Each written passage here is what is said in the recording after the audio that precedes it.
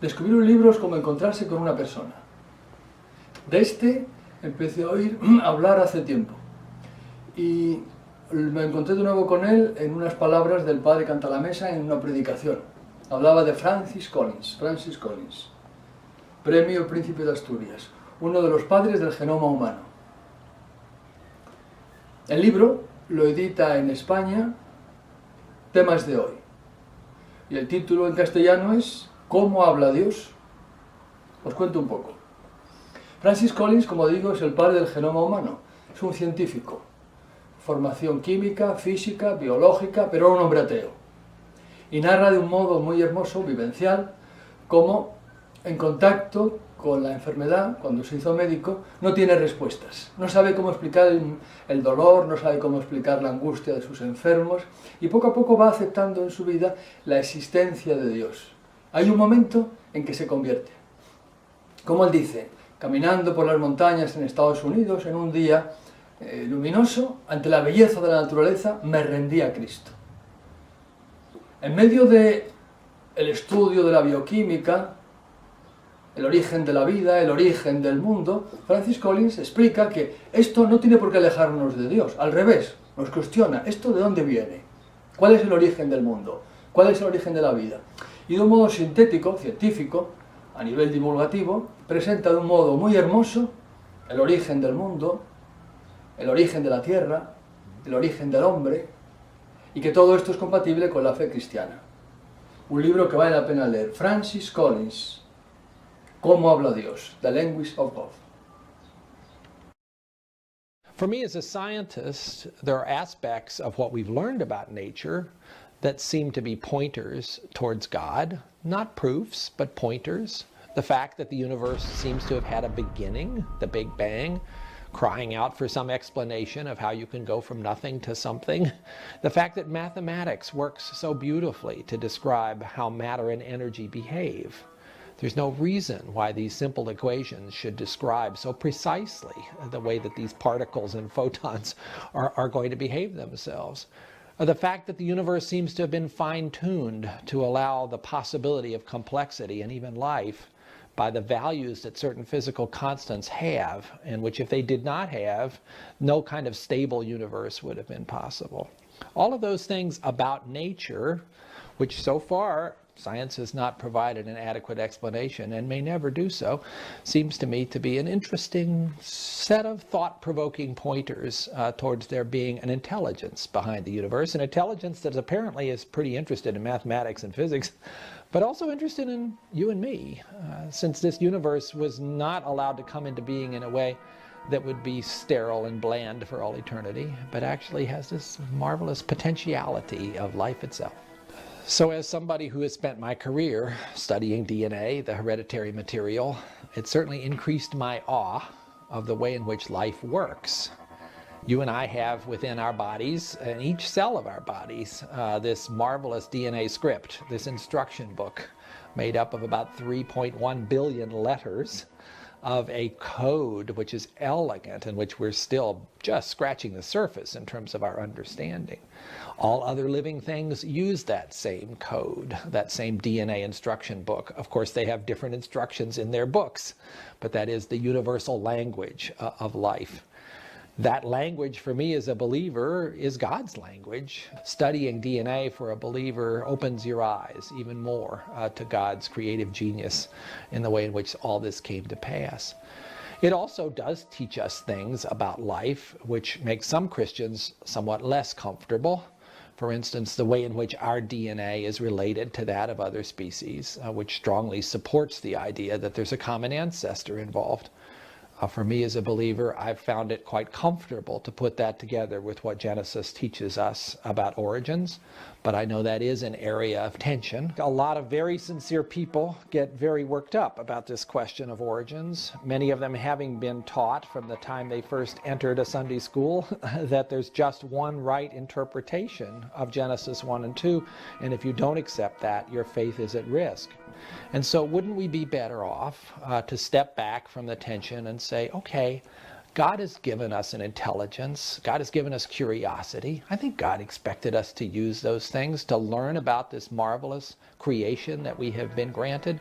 So let's look at the evidence, both from the book of God's words, the Bible, but also from the book of God's works, which is nature, and see what we could learn from both of them and how to put them together into something called truth. It's interesting that so many people who are not familiar with science would say, well, doesn't this sort of reduce your sense of the awesome nature of how this all works as you begin to understand the details? Doesn't that make it all seem kind of mechanical? Not at all, not at all. Your sense of grandeur only expands as you get more and more of a sense of just how elaborate, complex, and beautiful this is. The life we have on Earth must have spontaneously generated itself. Scientists have reason to think that the first living cells on Earth came about through a natural process called chemical evolution. Has science shown this? We tracked down James Tour, one of the world's leading experts in synthetic organic chemistry, to find out. All of these little pictures of molecules coming together to form the first cell are fallacious, are ridiculous. The Origin of Life community has not been honest. They will write in their very papers, they will see some small phenomena and extrapolate what this means in the context of Origin of Life. And then they will work with the press, and the press will extrapolate it all the more. And you get many, many people deceived, thinking that life has been all but made. All of this is a lie. Scientist Craig Venter creates life for the first time in a laboratory. We're here today to announce the first synthetic cell. We haven't created life, nowhere close. What they did is they took a cell. They took the genome out of that cell. They manufactured a genome that's similar to it, and they put it in. That is akin to taking an engine out of a Ford and putting it into a Buick and then saying, look, I created automobiles. No, you just took one piece, and it's not even the engine, it's just the computer control box you took out of one car and you put it in another car. That's what it was like. But the design of the computer control box you got from other cells. Other scientists say they've been able to create protocells in the lab that are the stepping stones to the first life. I can mix some chemicals together in a test tube in my lab, and these chemicals will start to self-associate to form larger and larger structures. The protocell moves as a metabolism, it could use energy and moves around. Protocells are a bunch of nonsense. That is like a proto-turkey. I take 20 pounds of sliced turkey meat from a delicatessen. I throw that into a pot. I add some turkey broth. I warm that up, and I throw in some feathers, and I say, that's a proto-turkey. Yeah, there's no order to it, but you know, if you wait long enough, a turkey will come gobbling out. That sounds ridiculous, doesn't it? That's precisely what Origin of Life researchers have done when they make a protocell. Wait a second. Haven't we been taught with hundreds of millions of years anything is possible? Time is actually the enemy. You let these chemicals that have been made sit around. They show the degradation in a period of weeks. Weeks is the twinkling of an eye when it comes to prebiotic timescales. The chemicals decompose. So to think that the molecules could be made and sit there waiting for other molecules to come in, it doesn't happen. Organic chemistry doesn't work that way. Well, if life didn't spontaneously generate on Earth, what about scientists who believe that life must have come here from outer space? Whether you want to have it originate from Earth or from some other planet, you have to have the origin of life. You have to have the origin of that first cell. How does that happen? We have no idea. So with all the advances in scientific research and the study of life, why can't we figure this out? With all of Origin of Life research going on, the problem is becoming harder all the time, not easier. And the reason it's become harder is because we understand more about the complexity of a cell. To help explain the complexity of living cells, we turn to molecular biologist Douglas Axe. To get an idea of the complexity of a living cell, think of a factory with thousands of pieces of machinery all working together to do some coordinated task. A cell is actually far more complicated than that factory because factories don't maintain themselves. People have to maintain factories, and factories certainly don't make new factories. Whereas with a living cell, all the parts that wear out are automatically remanufactured within the cell. Not only that, the cell is manufacturing a new cell as well. Human-made factories don't even come close. For a living cell to exist and perform such complex tasks, it takes some very detailed instructions, which are chemically encoded in our DNA. If you have a string of nucleic acids like DNA or RNA has, you have to have a precise sequence because that translates to what proteins are needed to build the organism.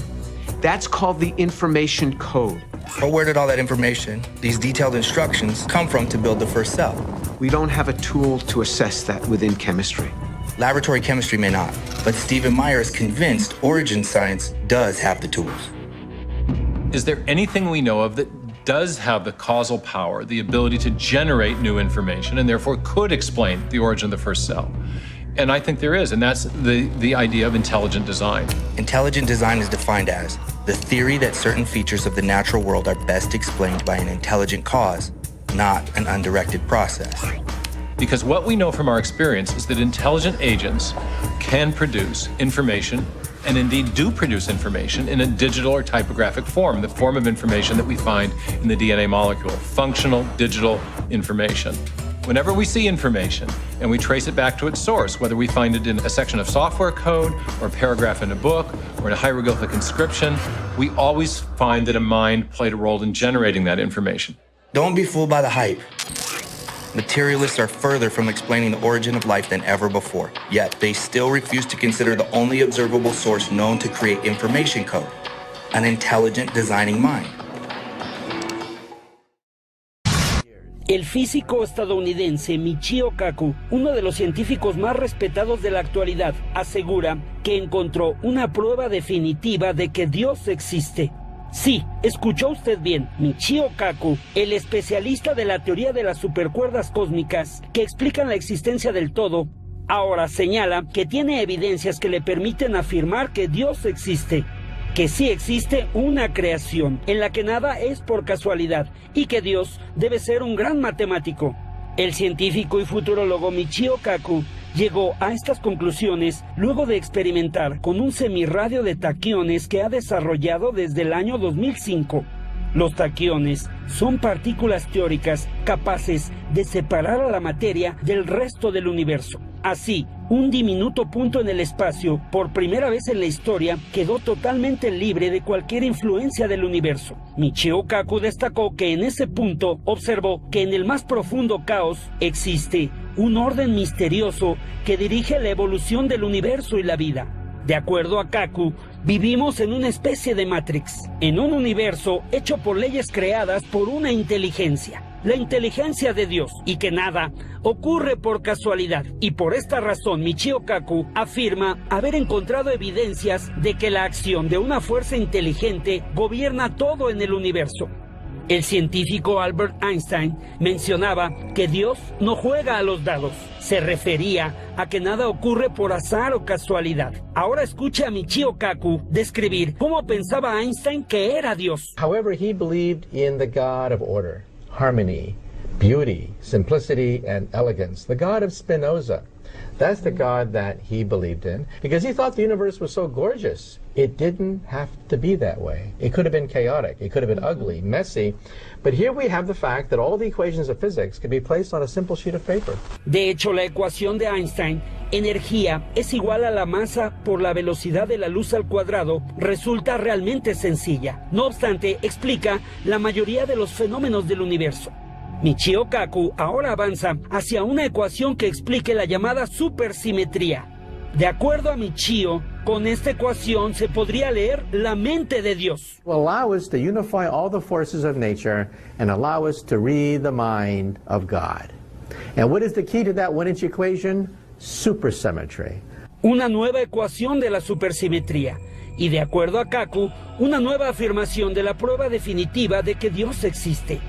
Un creador que puede ser descrito por medio de los números y de las ecuaciones. De acuerdo a Michio Kaku, Dios es un gran matemático. But you see, all this is pure mathematics. And so the final resolution could be that God is a mathematician.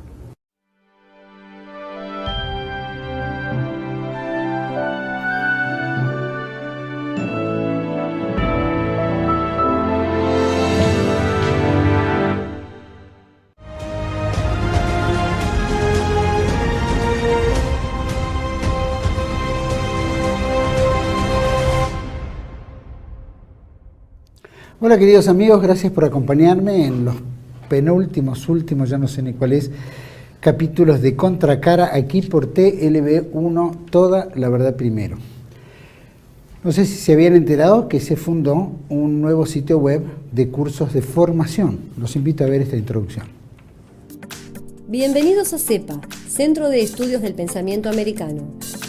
Nuevo sitio web de cursos de formación en política, filosofía, historia, literatura, geopolítica, religión, psicología y más. Cursos de formación que reflejan el verdadero pensamiento americano. Lo invitamos a elegir el curso de su agrado ingresando en www.cepa.la.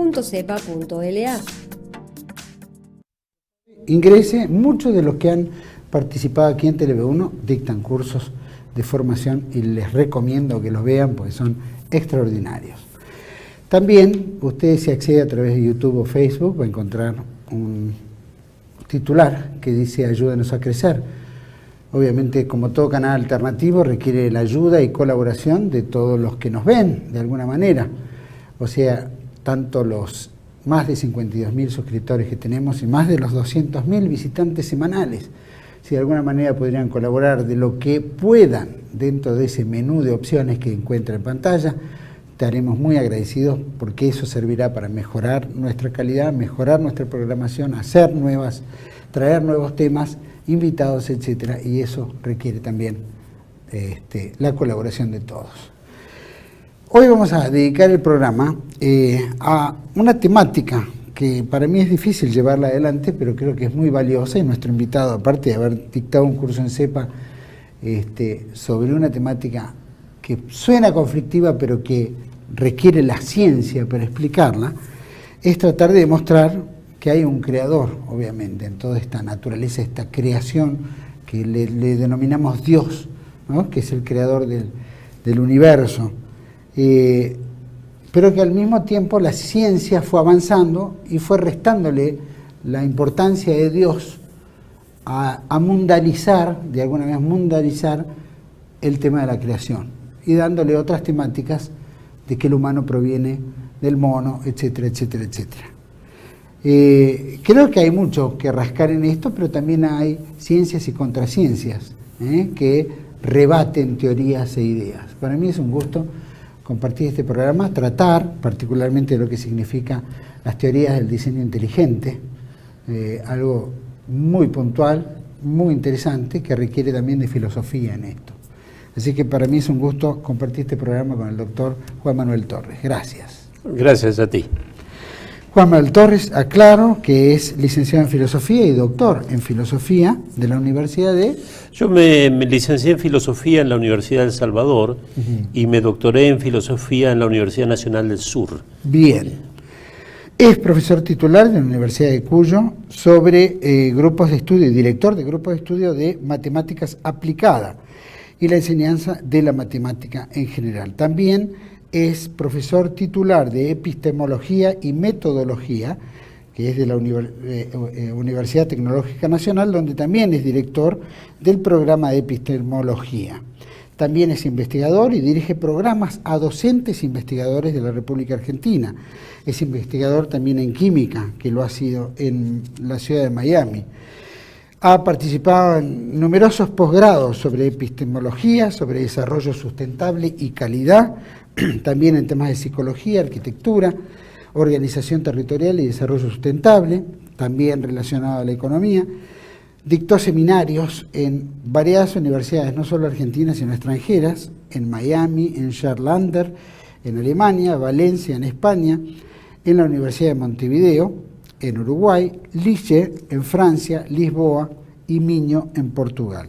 Ganó un concurso como profesor invitado en la Universidad de Valparaíso y escribió docenas y decenas de artículos y publicaciones en trabajos que tiene sobre este tema particular especializados. Ha escrito libros que se refieren a The Influence of Genetics on Contemporary Thinking, Otto Neurath on the Unity of Science y The Unity of Science Special Science. También está dedicado en la preparación de otro libro que se refiere a Latin American Philosophers on Logic and Philosophical of Science. Bueno, un placer, ¿eh? Novedoso este currículum, debe estar mucho más, debe haber mucho también más. tengo mucha juventud. Mucha juventud atrás acumulada, que acompañó todo esto. Que acompañó todo esto y bueno, sigue acompañando. Sigue acompañando. Siempre una línea nacional que para nosotros le da un valor agregado, especialmente en la ciencia, en las ciencias. Me gustaría que nos contaras un poco también para la audiencia, y que va a ser la introducción también del curso que das en CEPA. ¿Cómo no? ¿Qué es la teoría del diseño inteligente? Claro, la teoría del diseño inteligente, como dicen ahora en un minuto, la teoría del diseño inteligente es una teoría en cuyo paso final, no al comienzo ni a mediados de la teoría, en su conclusión final muestra que los seres vivos, la vida misma, por ciertas características intrínsecas, apunta a una causa inteligente. O sea, que ha habido un ser inteligente creador de la vida y sus formas, o, como comúnmente se dice, las especies. Así de simple. Así de simple. Ahora, toda esa denominación en el mundo católico, cristiano, lo llama Dios.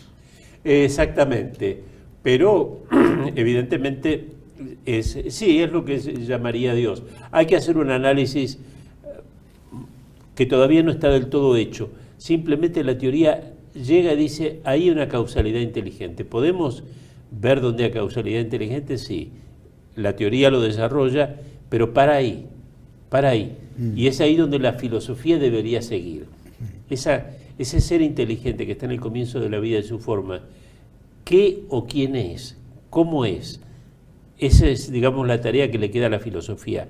La teoría del diseño inteligente como tal es trabajo científico, es mostrar ciertas características de los seres que se descubrieron en los últimos 30 años, que antes no se conocía, y que apuntan a una causalidad inteligente. Y ahí para la teoría, ahí debería seguir la filosofía. Lo entendía como, bueno, de acuerdo a lo que presentaba Alberto Buela y Silvia Maresca como filósofos dentro de un programa que se llama Disenso aquí. La filosofía tiende a explicar lo ya realizado o una proyección del hoy. ¿Cómo juega entre lo científico y la filosofía? Claro, hay dos posiciones, una que yo no sostengo ni creo que es sostenible, de pensar que filosofía es un mundo, la ciencia es otro, y cada uno que diga lo que quiera o lo que pueda. No, de acuerdo a la tradición clásica que yo comparto, la filosofía debe mirar lo que la ciencia dice, no como si fuera verdad absoluta, sino mirarlo críticamente. Mirarlo críticamente y ver muchas veces cómo continuar lo que la ciencia dice. Esa mentalidad está muy presente en muchos filósofos que a su vez fueron científicos. Tres casos importantes: Aristóteles, Leibniz y Kurt Gödel, el gran matemático, que es el que descubrió los teoremas de limitaciones internas de los formalismos y que en sus últimos momentos hizo una demostración de la existencia de Dios, ya no como matemático, como filósofo, pero en los tres casos se ve cómo se complementan ciencia y filosofía. La filosofía mira la ciencia, no con reverencia, sino con sentido crítico, y ve en qué medida la ciencia apuntala a ciertas cosas que a la filosofía le sirven para no andar en el vacío. Claro.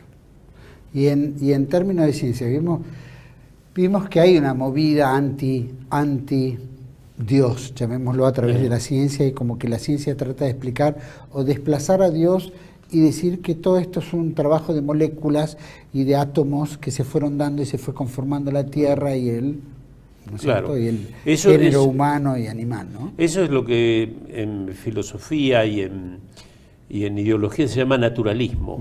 Naturalismo es pensar que lo único que hay es fuerzas, materia y energía, que interactúan y que son las causantes de lo que vemos, de los astros, los cometas, los planetas, el hombre y la vida. Eso no existía en la modernidad. Newton mismo habla de Dios como el creador de las leyes del movimiento y el que puso los planetas, la Tierra, en el eje que tiene que tener para que no tengamos, pues la vida sea posible. Pero a partir del siglo XIX se fue dejando de lado, pero quedaba un reducto. La vida en su complejidad y en su diversidad, y el hombre. Y Darwin quiso, digamos, con su teoría, pensó que podía también desplazar a Dios de la creación de la vida y sus formas mediante una teoría que llamó la teoría de la evolución por medio de la selección natural. Sí.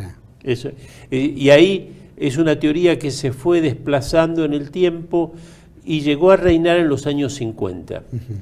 Y justamente el curso trata de mostrar por qué a partir de los años 50 y en una forma serial y gradual acontecen una serie de descubrimientos muy importantes que va mostrando que la teoría de los mecanismos que propone Darwin es falsa, insostenible, lo cual dio lugar, y eso está explicado en el curso, a una diáspora, y que aparecieran otras teorías alternativas para tratar de que el hombre y la vida mostrar que fueran elementos que brotan de la naturaleza, pero también fracasan.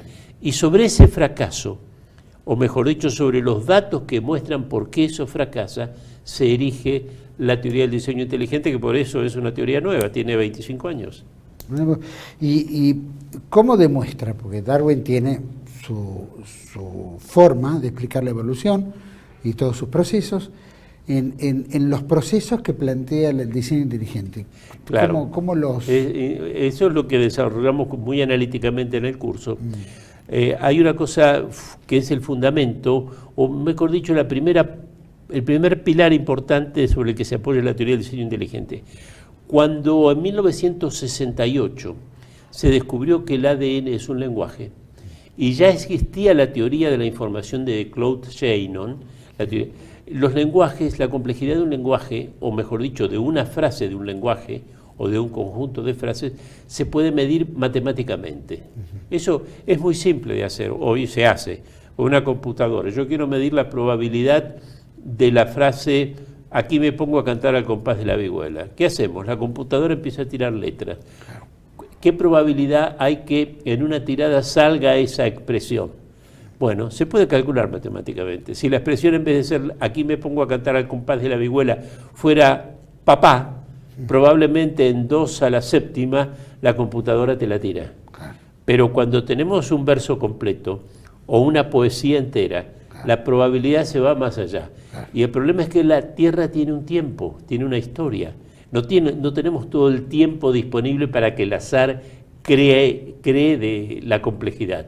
Y ese punto es el punto fuerte del diseño inteligente. Podemos medir la complejidad usando la matemática, la teoría del lenguaje y la teoría de la información, y después ver si los tiempos disponibles son capaces de crear esa complejidad. Sabemos que la inteligencia lo puede hacer, pero el azar no. Claro.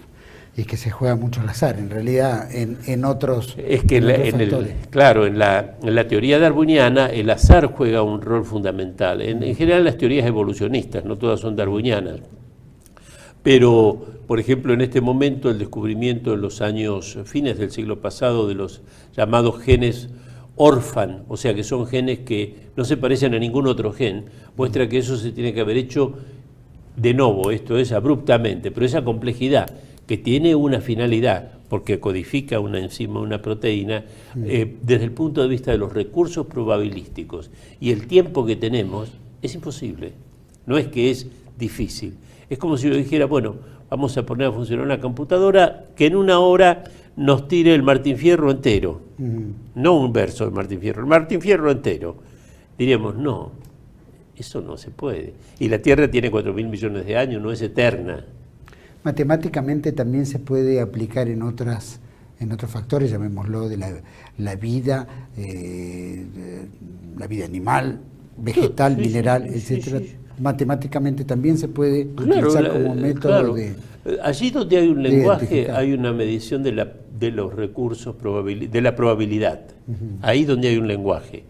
Yo puedo... Ese, bueno, el famoso contribución de Shannon, que era un ingeniero de la Bells, en el año 48, pero cuando hizo eso, lo hizo pensando en los signos, por ejemplo, de los lenguajes naturales. No pensó en la vida.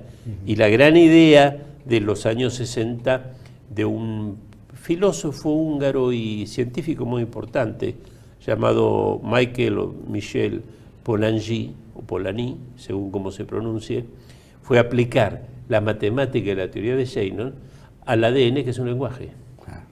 Si el ADN no fuera un lenguaje, no lo puedo aplicar. Pero el ADN es un lenguaje porque tiene una sintaxis, una semántica y una pragmática. Lo podemos aplicar. Y eso es lo que hizo el diseño inteligente. Pero también lo hicieron los darwinianos. Y cuando se dieron cuenta que al aplicar la matemática al ADN, las probabilidades de la complejidad de la vida que surgiera por cierto azar, al menos parcialmente, no era posible, muchos no abandonaron el evolucionismo, pero abandonaron el darwinismo y surgieron otras escuelas evolucionistas. ¿Ya el darwinismo, digamos, que está fulminado? Está muerto, pero cuidado, está muerto científicamente, pero no está muerto institucionalmente. Lo explico esto porque lo expliqué en el curso. Hay países, no los voy a nombrar porque cada uno tendrá su idea política, donde todo el mundo sabe que el gobierno es corrupto, que no sirve, que hace las cosas mal, que está muerto, pero sigue en el poder. Es lo mismo. Hay una frase, para que no sea esta mi frase o mi afirmación, un gran biólogo, paleontólogo, que fue Stephen Jay Gould, director del Museo de Historia Natural de Harvard, no alguien de la Acción Católica, que dijo, lo escribió, murió hace algunos años, dijo, el darwinismo solamente sobrevive en los libros de texto, está definitivamente muerto. Y él mismo propuso una teoría alternativa, porque era un evolucionista, pero ya no darwinista. Ahora, cuando vemos la izquierda, el progresismo, qué sé yo, sigue rescatando esa idea negando la existencia de Dios. O otras variables. Totalmente. Son ellos más los que mantienen la teoría darwiniana. Claro, y van más allá, como hemos mostrado en el curso. Para un darwiniano, el hombre viene de los monos. Y por lo tanto, los psicólogos darwinianos, aunque esto pueda parecer una barbaridad, piensa que, por ejemplo, cuando, eso lo decíamos en el curso, cuando un hombre viola a una mujer, en el fondo está replicando lo que haría un orangután con una orangutana, la ve, la toma y la copula. Entonces, claro, no hay una culpabilidad moral como tal, sino simplemente los instintos de nuestros ancestros se manifiestan en nosotros. Eso es una consecuencia del evolucionismo, entre otras. Decime, y yo quiero ver cómo esto, si coaliciona con la religión, las variables religiones, estamos hablando aparte de todas, en general, porque algunas tuvieron sus pluritos durante diferentes épocas históricas, y hoy en día vemos como una cuestión distinta, como más permeable. Pero quiero ver cómo están entre esos dos puntos, y te voy a pedir que me lo cuentes en cuanto volvemos de este pequeño corte, ¿vale? Correcto. Seguimos aquí con Juan Manuel Torres, experto en epistemología y diseño inteligente. Ya volvemos.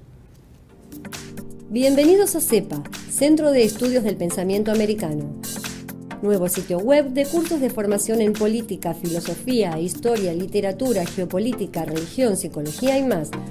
Cursos de formación que reflejan el verdadero pensamiento americano. Lo invitamos a elegir el curso de su agrado ingresando en www.cepa.la. La Guerra Invisible, Acción Psicológica y Revolución Cultural, en coautoría de Lucas Carena y Pablo Dávoli. El libro que revela las maniobras de manipulación psicológica y cultural. La Guerra Invisible, Acción Psicológica y Revolución Cultural, disponible en mercadolibre.com.ar. La Guerra Invisible, Acción Psicológica y Revolución Cultural.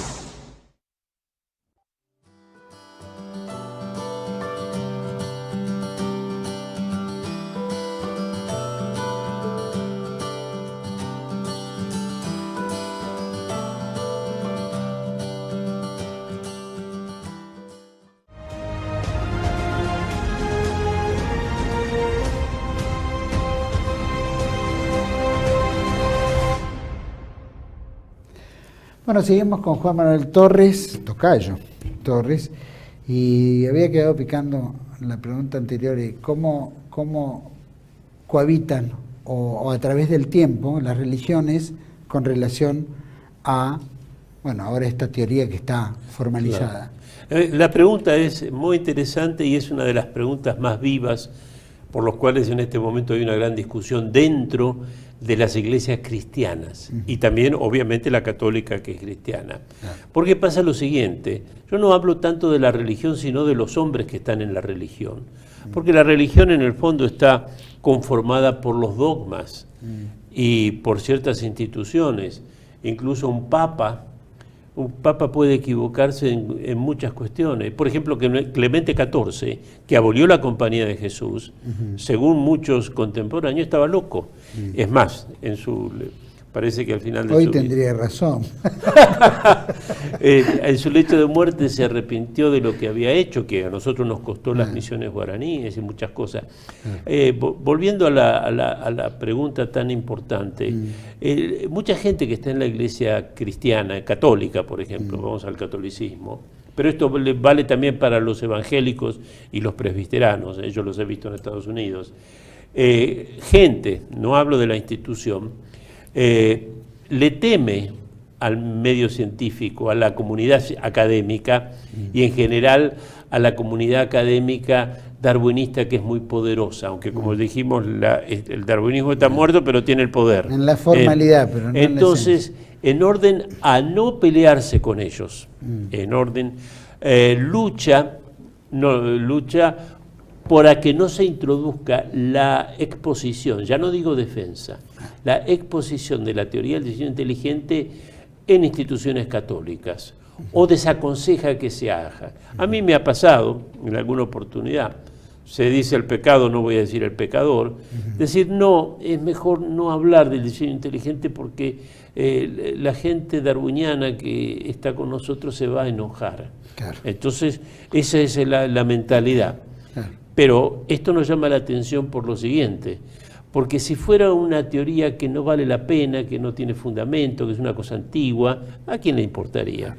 Pero en la medida que el diseño inteligente o teoría del diseño inteligente pone en juego una serie de descubrimientos que se dieron los últimos 30 años y que le costaron a la biología que la mayoría de los biólogos se apartara del darwinismo, que no es apartarse del evolucionismo, buscando otras teorías evolutivas, muestra que estamos jugando con elementos muy fuertes. Y es eso lo que da temor.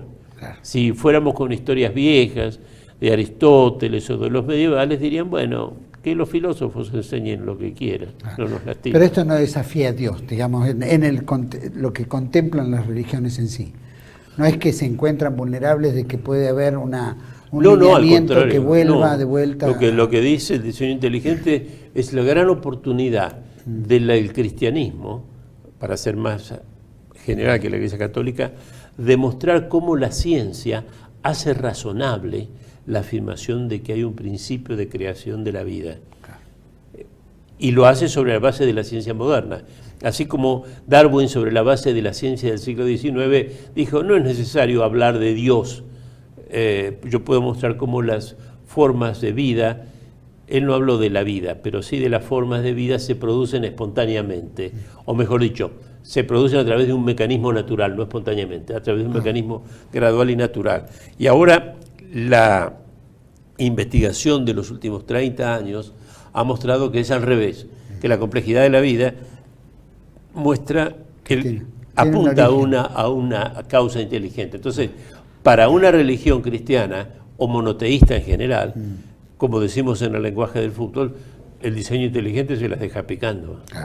Pero en esos círculos, no solo en la Iglesia Católica, sino también en iglesias cristianas, supongo también yo en la religión judía, hay gente que no quiere pelearse con el, digamos, establishment científico. Entonces desaconseja, dice, bueno, no, aquí no, vayan a otro lado. ¿Cómo las...? Sí. Así, se entiende. Trata de no meter el dedo en la llaga, no vaya idea que pierden el apoyo, el acompañamiento, las corporaciones. Exactamente. ¿No? Y entonces, o tienen miedo que vengan viejas acusaciones, como que a Galileo le dieron arresto domiciliario, entonces la Iglesia no se quiere meter porque piensa que apoyando al diseño inteligente va a recibir de gran parte de la comunidad científica, de biólogos, no matemáticos, ni físicos, ni químicos, de biólogos, va a recibir de vuelta la acusación de oscurantista, inquisidora. Entonces, para que eso no pase, no hablen del diseño inteligente. Pero Galileo, ¿podemos decir que fue uno de los promotores del diseño inteligente? No. ¿Uno de los primeros, de alguna manera? No. De cualquier manera, Galileo, al igual que Max Planck y al igual que grandes científicos, siempre estuvieron a favor de la existencia de Dios. Por eso la Iglesia lo fomentaba de alguna manera, lo acompañó, nunca lo criticó ni le impidió sus Lo que se entiende muy bien es que, claro, si el diseño inteligente es una teoría que se impone, el evolucionismo, que es un gran, digamos, también hay una cuestión comercial, una cuestión social, una cuestión psicológica, queda desautorizado. Y esto se ve muy claro en lo siguiente. Por los años 40, el psicoanálisis freudiano, la teoría psicoanalítica de Freud, en cuanto a cómo es el hombre y cuáles son los problemas de la conducta y cómo se resuelven, reinaba totalmente en Estados Unidos. Uno lo ve en el cine de Hitchcock, por ejemplo. Pero hacia los años 50 empezaron a aparecer las primeras críticas cada vez más fuertes, hasta que fue desplazado. Pero claro, eso costó muchos años que eso pasara. Y lo mismo está pasando ahora. El diseño inteligente recién se está haciendo conocer. Entonces, hasta que se vayan desplazando los prejuicios, la mala fama, las malas intenciones, decir, no, esto es cosa de los curas, cosa que, digamos, haga que uno diga, no, yo eso no lo voy a estudiar. Yo mismo fui víctima, por hablar así, de eso. Cuando yo estaba en el 2003 como profesor invitado en la Universidad de Lisboa, había ganado un premio Gulbenkian, que es una gran fundación, entonces estaba en la Facultad de Ciencias. Escuché por primera vez, 2003, hablar del diseño inteligente. Yo pregunté qué era, no sabía. Y me dijeron, no, ese es un conjunto de pensadores cristianos, protestantes, la mayoría de ellos norteamericanos, que argumenta determinadas cosas. Bueno, como yo estaba en filosofía, en ciencia, no me interesaban cuestiones de teología. Sin embargo, después, cuando tomé contacto directo con los textos, me di cuenta que era parte de una campaña malintencionada, porque uno mira el índice de autores de los principales libros y artículos de los autores del diseño inteligente y no encuentra un nombre asociado al cristianismo. Llamémosle Jesús, Moisés, lo que ustedes quieran. No, solamente papers, o sea, artículos y libros de biología, de física, química, matemáticas, teoría de la información, de los últimos 30 años. Entonces, ahí uno dice, ¿y por qué esto? Claro. Ahora vos recién decías hace un ratito que estos se están dando en los últimos 30 años como una cuestión de diferentes teorías o diferentes investigaciones. Sí. ¿Están todos bajo un paraguas que se llame teoría del diseño inteligente o son individuales que trabajan? No, la teoría del diseño inteligente está unificada. Está unificada. Comparten criterios, comparten investigaciones. Claro, es un grupo humano que llega a una tesis unificadora. La vida y sus formas han sido inteligentemente diseñadas, pero algunos lo muestran de un modo más matemático, otros lo muestran a través de la paleontología y lo que se llama la explosión del Cámbrico, donde de pronto en el registro fósil aparece un conjunto de formas de vida de alta complejidad que no tienen antecedentes, que según el evolucionismo deberíamos ver a partir del nacimiento de la Tierra en las capas geológicas, para aquellos organismos que dejan esqueleto, una complejidad creciente y gradual. Pero no hay nada.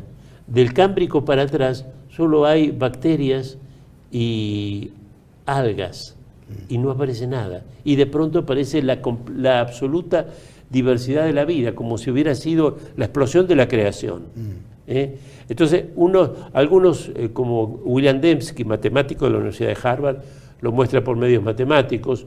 Otro, como Stephen Meyer, que es doctora en biología y doctora en filosofía por la Universidad de Cambridge, lo muestra a través de el registro fósil, el problema del Cámbrico, que acaba, y otro como Michael Behe, profesor de biología molecular en Pensilvania, lo muestra a través de la complejidad de lo que se llama máquinas moleculares. Y bueno, y después hay gente que, pero todos convergen en la misma tesis. Es como si uno descubriera inteligencia mirando diversos tipos de cosas. Algunos se dedican a mirar el registro fósil, otro a mirar las máquinas moleculares, como el flagelo bacterial, y otro a hacer cálculos matemáticos de la complejidad del ADN. O sea, son distintos puntos de partida, pero todos convergen en lo mismo, en una teoría unificada que se llama teoría del diseño inteligente. ¿Eso nos proyecta hacia algo particular? Es decir, tener fehacientemente que Dios existe y que la evolución... Yo usaría, claro, como es una teoría, y toda teoría es conjetural, aunque no meramente conjetural. ¿Qué quiere decir? Que las teorías tratan de tener confirmación. Hoy por hoy es esto. Claro, hoy por hoy, vis a vis, lo que la ciencia nos ha entregado, uno mira el plexo de los últimos 30 años y eso como explicación apunta a una causa inteligente. Eso es, o sea, pero evidentemente hay muchas cosas que se discuten, pero lo importante acá es la buena fe de discutirlo y de poder exponerlo. ¿Vos dirías que actuó de buena intención Darwin como el caso Freud en el tema psicológico de la situación de la gente, el comportamiento humano? ¿Vos dirías que Darwin actuó de buena fe como un creador de una línea? No siempre. ¿O él sabía y trataba de...? No siempre actuó de buena fe. En primer lugar, lo que la gente no sabe es que Darwin no era un científico, era teólogo. Lo que era un naturalista observador. Naturalista se llama en el campo de las ciencias de la vida, o sea, life sciences o biología, como decimos nosotros, ciencia biológica. El que observa con cierta inteligencia y de modo analítico la naturaleza. Era un teólogo, era un teólogo. Pero él, cuando publica El origen de las especies, que tiene varias ediciones, en la última trata de responder a algunas críticas o plantearse algunos problemas, evade ciertos problemas que él sabía que la teoría tenía. Por ejemplo, lo que recién decíamos, Asa Gray, que era un gran conocedor de la ciencia de su tiempo, en especial, advierte a Darwin y otros también, que si su teoría fuera verdadera, como pensaba Darwin no pensaba que era una conjetura, pensaba que el registro fósil debería acompañar lo que la teoría decía, cómo había sido la aparición gradual y compleja de la vida. Pero el registro fósil no muestra eso. Entonces, ¿qué dijo Darwin? ¿Reconoció el problema?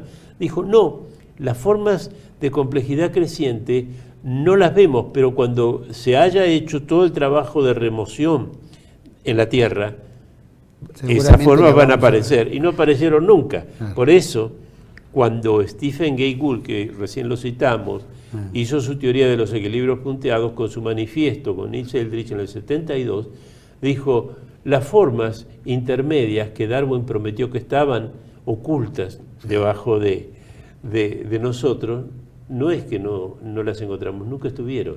Darwin conocía ese problema y lo cayó. También dijo un montón de cosas que son incorrectas y que de la cual él es un poco responsable. Dijo, por ejemplo, que las variaciones que aparecían en los vivientes eran aleatorias, pero como no conocía su causa, no se sabe cómo pudo decir que eran aleatorias. También dijo cosas de su tiempo, pero que no son muy perdonables por el contexto. Por ejemplo, que la Tierra y la vida se producía espontáneamente en el fango. Aunque el que sí hizo los experimentos correctos con gran metodología científica fue Pasteur. Y Pasteur demostró que la vida no se produce espontáneamente.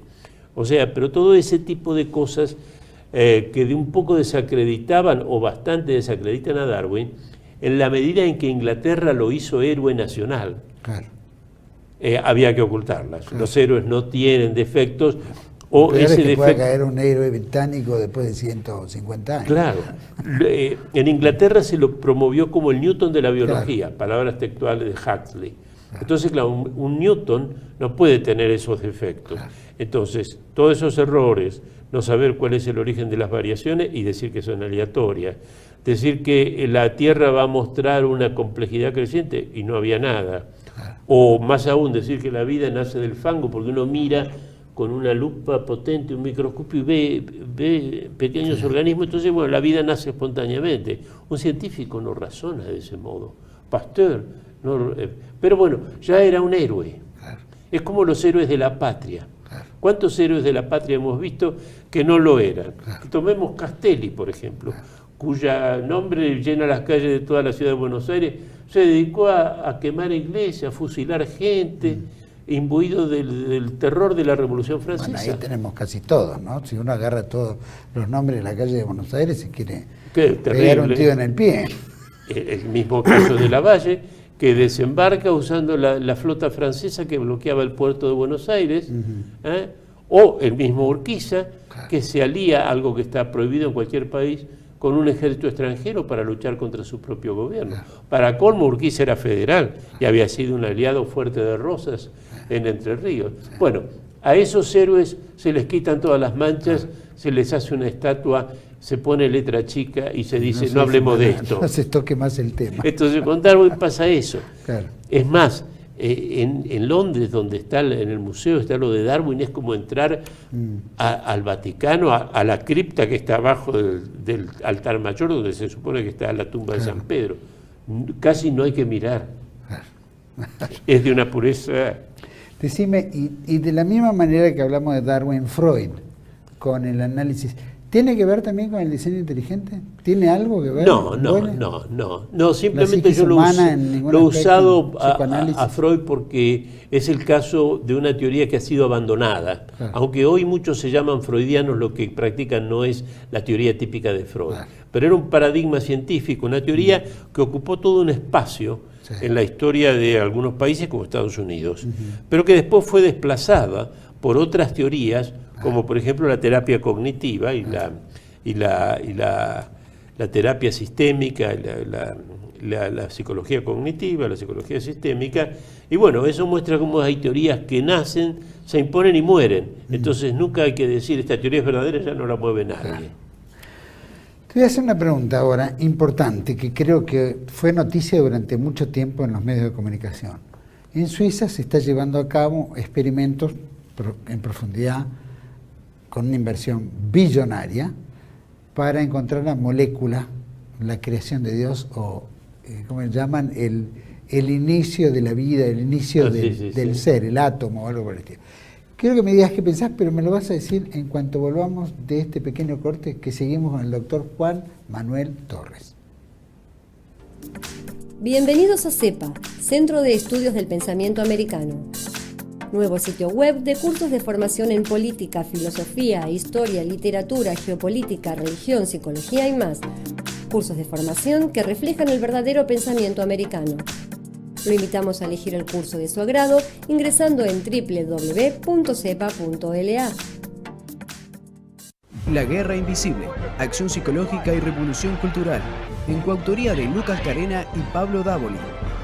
El libro que revela las maniobras de manipulación psicológica y cultural. La Guerra Invisible, Acción Psicológica y Revolución Cultural, disponible en mercadolibre.com.ar. La Guerra Invisible, Acción Psicológica y Revolución Cultural.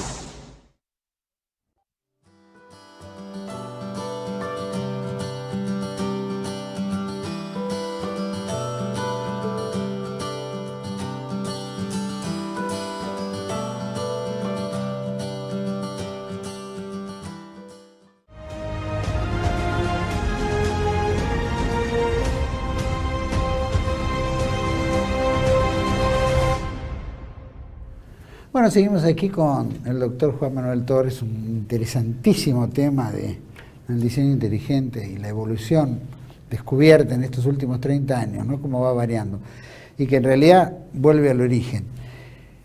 Había quedado pendiente en el bloque anterior que en Suiza, creo que es Suiza o Bélgica, o no me acuerdo qué país en Europa, con profundidad se están haciendo inversiones enormes para descubrir, ¿no es cierto?, entre científicos, la teoría del Big Bang, o el agujero negro, o la molécula de la creación, o el átomo, ¿no es cierto?, que conforma, es decir, el átomo de Dios, o la chispa del Dios, divina. La chispa divina. Entonces quiero que me des tu opinión, porque esto fue noticia en todos los medios de comunicación, siguen apareciendo cada tanto y están haciendo inversiones billonarias. La pregunta tiene dos respuestas. Una respuesta al tema corta y una larga. Como tal, y otro Sí. y una respuesta sociológica. Sí. Es muy importante que la gente común, que no está en el mundo académico, sepa que los científicos, al igual que los actores, necesitan prensa. Estar en la tapa de una revista es importante, porque además, en la medida en que un científico es famoso, obliga moralmente a los centros de ayuda o de inversión de las agencias federales, en el caso de Estados Unidos, a poner plata en un proyecto. Voy a poner un caso muy especial. Yo me dediqué, entre otras cosas, en mi vida académica a la medicina molecular, desde el punto de vista epistemológico, y tengo varias publicaciones sobre eso, incluso una editorial en Human Gene Therapy, que es la revista líder en medicina molecular y transferencia génica. Y me acuerdo una vez un caso, una revista de estas importantes, Magazine Común, esos que uno lee en los aviones, que decía, este hombre cura la fibrosis quística, en inglés, ¿no? This man cure cystic fibrosis. Yo en ese momento estaba metido en ese tema de la fibrosis quística, desde el punto de vista íbamos a hacer un protocolo para aplicarlo, y el protocolo tiene aspectos filosóficos, éticos, pero si uno no conoce, tampoco puede.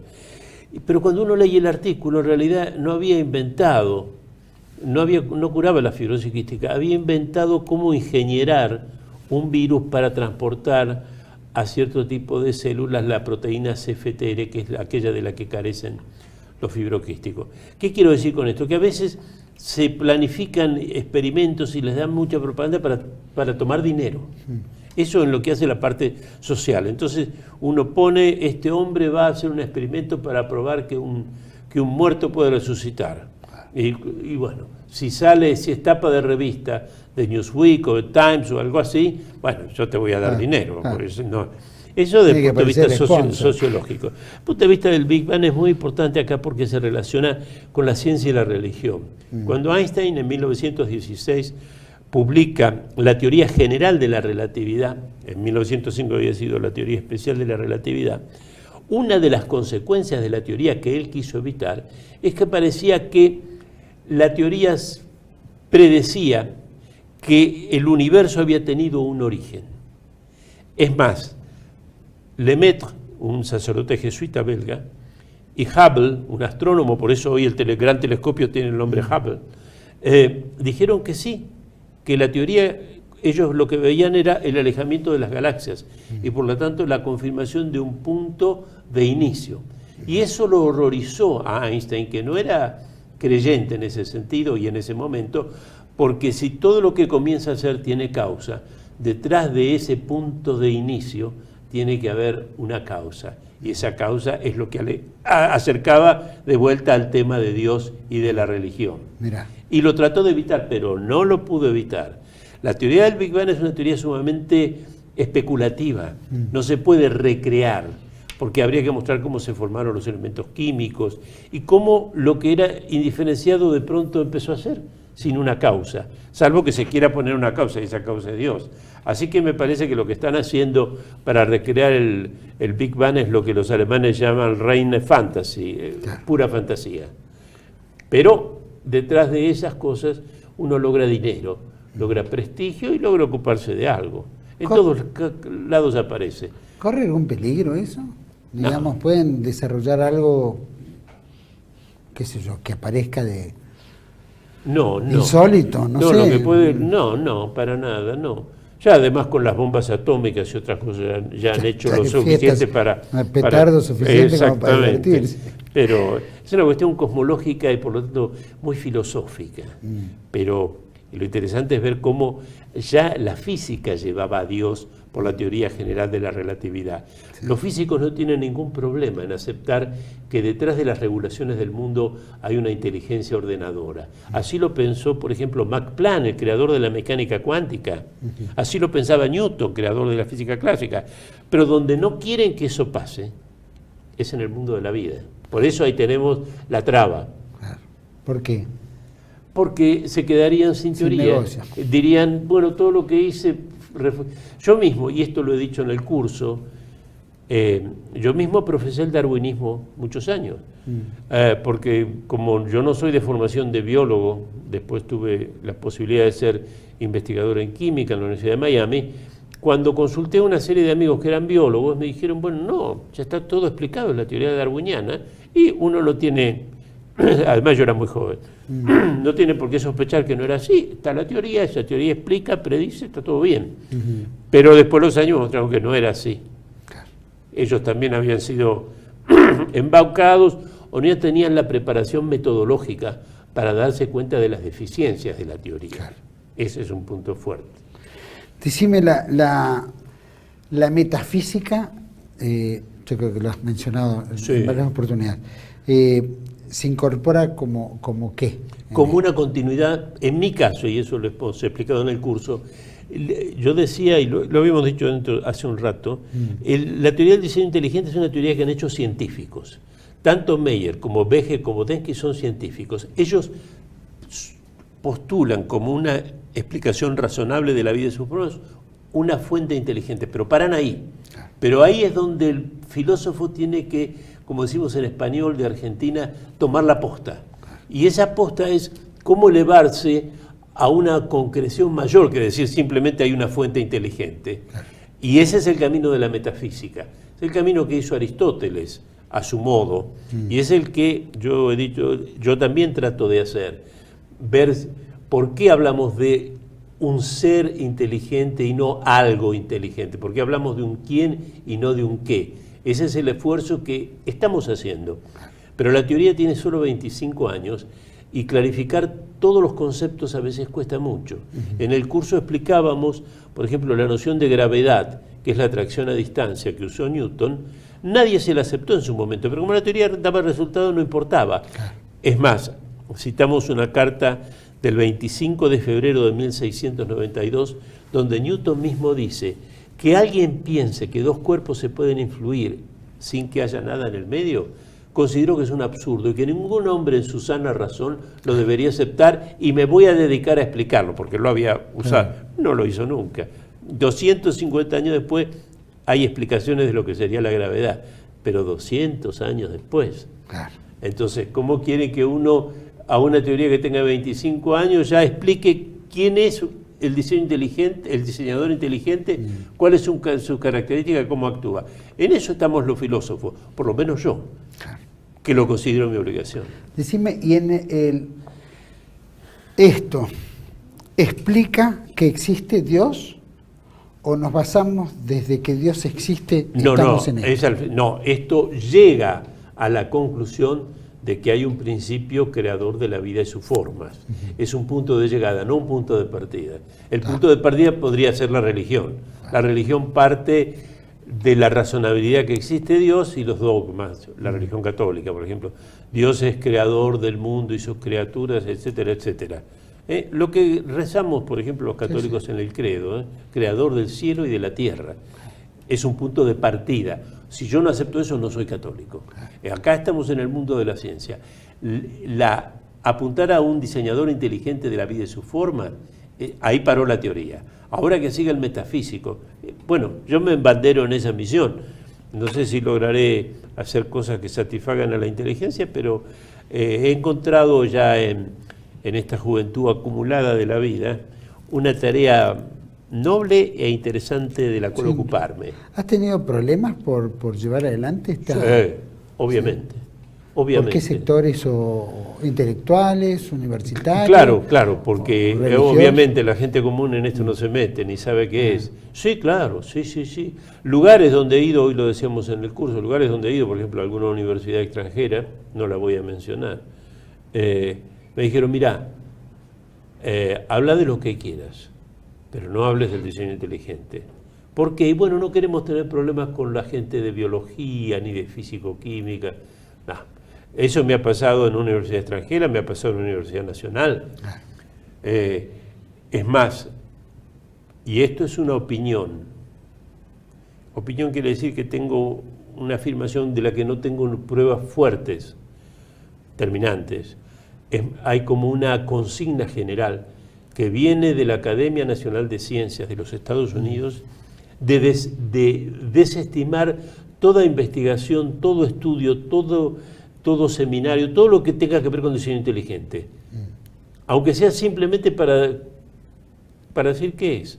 Hoy puede ser la masonería y sectores así, afines, que son los que de alguna manera frenan. Hay ciertas fuentes de maldad que yo no puedo identificar, que van más allá de las conveniencias sociales de no pelearse con los darwinistas, las conveniencias sociales de hacer caso a lo que dice la Academia Nacional de Ciencias de los Estados Unidos, a través de uno de sus voceros. Dice, es hora de tomar las armas contra el creacionismo y su última expresión, que es la teoría del diseño inteligente. Eso viene de un miembro de la Academia Nacional de Ciencias de Estados Unidos. Por lo tanto, las universidades, como reciben fondos de este tipo de entidades, bueno, Juan, no hables de estos temas, habla de cualquier cosa, de cine y de Borges, del cine y... ¿Y dónde encontraste más libre decir, bueno, estamos más dedicados en esto y hay más camaradería, llamémoslo? En ningún lado. ¿Ni siquiera en la Argentina? No, en la Argentina no. He encontrado sí en algunos colegios que dependen de que tienen una educación más conservadora, que les interesa. Hay una cosa que en el curso dije y que es fundamental. George Bush, que no era un hombre que yo no lo he conocido, obviamente, pero que brillara por su inteligencia, por lo menos la propaganda que le hacían. Sí. A raíz de esta polémica, que es muy fuerte, en Estados Unidos, diseño inteligente, sí o no, mostramos tapas de la revista Times, bla, bla, bla, para mostrar que es una controversia actual, no de hace 50 años. Le preguntaron al presidente, ¿hay que enseñar o no la teoría del diseño inteligente? Y Bush respondió con mucha inteligencia, dijo, enséñenla para que al menos la gente sepa de qué se discute. Claro. Pero cuando uno se encuentra que te dicen no se puede exponer, aunque uno dice, pero no es para defenderla, es para que la gente sepa de qué trata. Claro. No, eso no se puede. Bueno, pero eso para la oreja de cualquier persona inteligente. Eso es Bush. Pero después el caso de Obama, el presidente de los Estados Unidos, en varias ocasiones que se planteaban diferentes temas, especialmente que tenía que ver con la NASA, las investigaciones fuera, espaciales, etcétera, hablaba de los terraplanistas, ¿no? Yo te hago una pregunta simple, porque acá cruzaron muchos entre los que eran terraplanistas y que la Tierra es plana, no es esférica, etcétera. Ya nos dicen, por lo menos dicen que no es esférica, ¿no? Es redonda, pero no es esférica. Y después están los de la Tierra hueca, que están convencidos que hay, en fin, en estas investigaciones, llamémoslo, ¿alguna vez se cruzó algo por el estilo? ¿Se planteó como una temática que habría que estudiarla o algo por el estilo? Sí, y esto, gracias por la pregunta, porque esto, entre las muchas cosas que trata el curso, que entran en juego para explicar el diseño inteligente, se me pasó por alto. Nosotros insistimos mucho en esto. Los físicos, los matemáticos, están casi siempre muy abiertos a escuchar la cuestión de el origen inteligente del universo, de las regulaciones del universo. Los biólogos no. Hay un programa que es parcialmente sustentado por la NASA, que se llama Búsqueda de Inteligencia Extraterrestre, no de vida, de inteligencia, se llama SETI. Claro. Es más, hay una película que hizo Jodie Foster, una película, no me acuerdo quién es el autor, Sagan es el autor del libro, que hay. ¿En qué consiste el programa SETI? Que se actúa, realmente está actuando. Es escuchar ruidos del espacio exterior. Y si de los ruidos que yo escucho del espacio exterior, los ruidos son Un lenguaje, igual. Un lenguaje.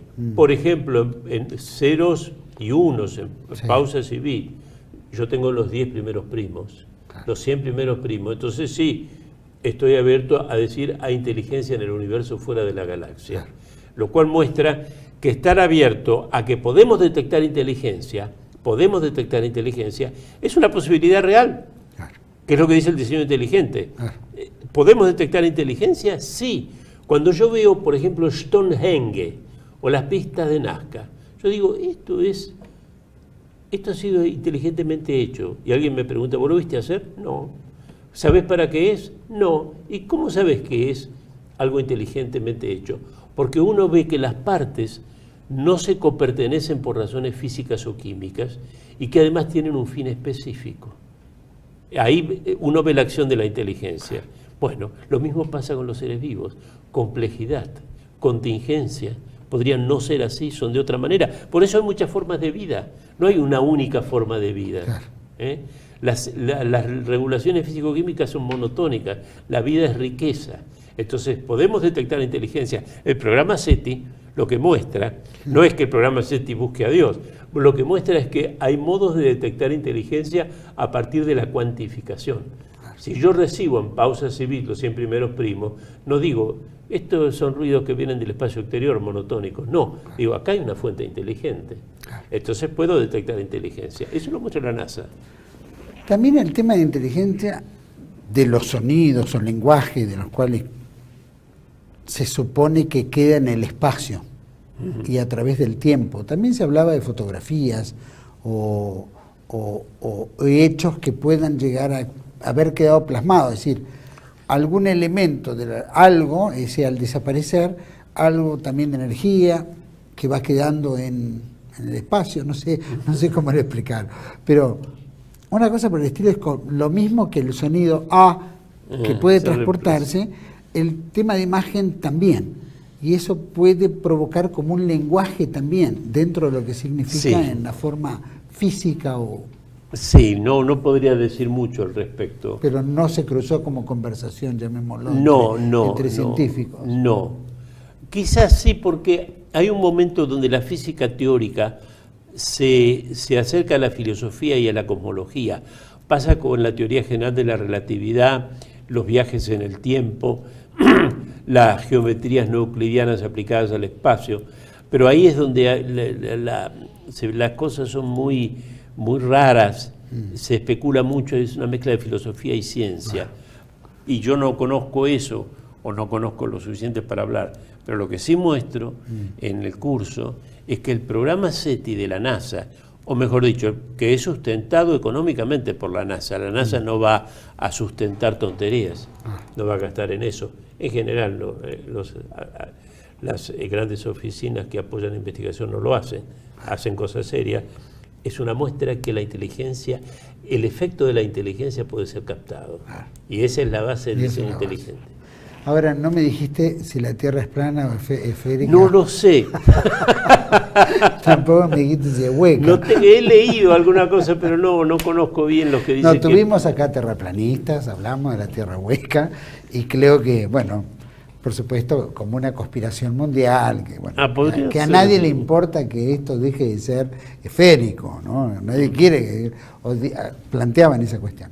La historia es que tenemos grandes amigos, Juan Galinde, seguramente le va a gustar mucho este programa, bien, en Brasil, planteamos ese tema, y yo buscaba ver quién podía explicar que la Tierra no fuera esférica, ¿no es cierto? Como para contrarrestar, más allá de lo que diga la NASA, porque se supone que a la NASA no le creen porque son entes masónicos y que está todo el mundo comprometido, entonces parece como que no se puede hablar del tema. O no lo toman en serio o agreden, no hay una reacción. Entonces lo invito a un sacerdote jesuita de Córdoba, es profesor en la Universidad Católica de Córdoba, había estado en la NASA, estuvo en el Observatorio Astronómico del Vaticano, en fin. Pero lo planteé para que viniera y nos contara, porque él había hecho investigaciones sobre la vida extraterrestre, en fin, una serie de temáticas desde el punto de vista religioso, ¿no? Para no irnos de mambo en una fantasía. Y bueno, me contestó rotundamente, no gracias. Lo invité y me dijo, no gracias. No, Pero, es interesante, una cosa es la vida extraterrestre y otra es la inteligencia extraterrestre. Cuando yo trabajaba en Miami, trabajábamos en el tema de las especies moleculares de RNA que estaban de moda en esa época. Y era importante el tema, porque claro, cuando una máquina humana aterriza en algún planeta del sistema solar, como fue el caso de Marte, la computadora va alimentada con la información que nosotros le ponemos. Entonces, puede descubrir la vida en la medida que nosotros le ponemos qué es lo que tiene que descubrir. Si no, no lo va a descubrir. Totalmente. Y en ese peso, pero hasta ahora no han descubierto vida en otro planeta, ¿no? Nada, no hay ningún indicio. Absolutamente. A veces dicen, si hay agua hay vida. Y nadie muestra por qué si hay agua hay vida, ¿no? ¿Por qué no habremos vuelto a la Luna? Ah, si fuimos. Si es que fuimos. Ahora está de moda decir que no fuimos. Sí. No, yo no he tenido tiempo de leer esto, porque es bastante actual ahora estar diciendo que no fueron. Pero, bueno, tantas cosas se cuentan en la historia que no han sido verdad. Capaz que es caro. Es caro construir un hotel, todo eso. Juan Manuel, muchísimas gracias por haber venido, haber compartido el programa, la verdad que es muy rico, especialmente estamos en vísperas de las Navidades, ahora en breve, y también hablar de que la ciencia sigue teniendo un origen en Dios y que ese origen en Dios nos sigue fortaleciendo la parte espiritual y religiosa de alguna manera, es bueno. ¿No? Que científicos yo agradezco profundamente la posibilidad de haber podido dar expresarme sobre este tema, y lo que más procuro es haber sido claro y haber mostrado la importancia de esto, sobre todo para quienes están interesados por esa pregunta que ahora están de moda los periodistas: ¿te morís y después qué? Bueno, entonces la razonabilidad de un principio de la vida fortalece la vida espiritual, y bueno, y he mostrado en el curso qué libros hay que usar, cómo me puedo introducir y los conceptos fundamentales, ¿no? A la espera de que esto sirva para reconocer que en el principio de nuestra vida y de la vida hay una inteligencia. Lo demás está por hacerse. El próximo vamos a hablar de la muerte, probablemente involucrada en todo esto. Bueno. Pero no, se nos ha ido los tiempos. Gracias, Juan Manuel, por todo, por habernos enriquecido el programa, y feliz Navidad, feliz Año Nuevo. Espero igualmente para todos ustedes, y que sigan los éxitos del CEPA. Sí, Dios quiera que sí, Dios quiera que sí. Vamos a pelear por eso. Gracias por todo, felicidades para vos, tu familia y todos. Igualmente. Y un exitoso 2018. A todos ustedes, gracias por acompañarnos. Creo que ha sido riquísima esta entrevista. Yo creo que Juan Galíndez en Brasil le va a encantar y va a ponernos ese choclo de preguntas y inquietudes y explicaciones que también hace. Es importante lo de la vida, estamos arribándonos a las Navidades, Año Nuevo, vivimos en un mundo relativo donde cada vez estamos sacándolo a Dios de escena, sacando a Cristo, al Niño Dios, a la Virgen, todo el sentimiento que le damos los cristianos a ese sentido navideño, a ese sentido de vida, que nos hace creer, nos hace fundar en algo, ir en alguna dirección, nos hace trascendentes. Sin trascendencia seríamos un mundo mineral. Y la verdad que ha sido riquísima. Y creo que todo esto, como diseño inteligente, que refuerza el origen y la esencia de lo que es Dios, nos acompaña en cerrar este ciclo 2017 de TLV1, especialmente Contracara, de que Dios existe, que ya está demostrado, y que los que lo difamaban o lo sacaban de escena ya quedaron denostados, y que hoy en día volvamos a traer a Dios a escena en todos los órdenes de nuestra vida, porque no es el relativismo lo que nos va a hacer diferentes, sino en el buen pensar, en la dirección que vamos, especialmente nosotros como argentinos y todos los iberoamericanos que sufrimos esa globalización, ese relativismo, ese pensamiento único, esas cosas que nos van imponiendo y que de alguna manera no nos dejan ver o explorar. Hay que entrar en el disenso para tratar de agilizar nuestra mente, buscar el bien, la verdad y la belleza, que es lo que forma parte de la esencia y la trascendencia del hombre. Gracias por acompañarnos, les deseo les agradezco enormemente toda la colaboración, todos los seguidores, todos los comentarios, buenos, malos, todo el apoyo que le han dado tanto a Contracara como a TLB1. Gracias, gracias, gracias. Les deseo una feliz Navidad, feliz Nochebuena, una Natividad del Señor, y que el 2018 nos encuentre como argentinos unidos, como iberoamericanos unidos, porque los tiempos que vienen son muy difíciles, son apocalípticos. El mal está rondando y nos quieren destruir. Entonces, solo a través de la fortaleza, la hombría, la espiritualidad, la trascendencia es lo que nos va a dar el espíritu de lucha, de combate, para llegar a destino, que es el bien, la verdad y la belleza. Feliz año, feliz Navidad, los espero en otro ciclo 2018 de aquí, Contracara en TLB1, toda la verdad primero. Y agradezco a los técnicos también, y a todos los que forman parte de este canal que me han permitido hacer este programa. Gracias a todos y a todos los invitados. Chao, gracias.